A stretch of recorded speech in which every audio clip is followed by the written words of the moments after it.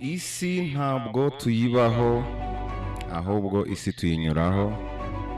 Nababwiye ko isomo rikomeye twakwigira ku rupfu nuko rutarobanura. Irindi somo rikomeye twarwigiraho nuko rudateguza.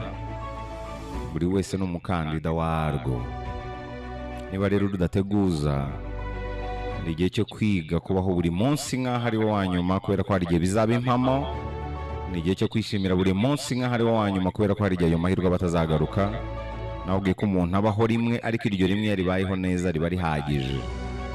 Ni igihe rero cyo kwereka isi ibyacu byose, kandi tukabikora none, kubera ko ntawamenya umunsi. Ni igihe cyo kubaho byuzuye. Umuntu wabayeho neza ku isi si uwabayeho imyaka myinshi, ahubwo n'uwumvise icyanga cy'ubuzima kurusha abandi.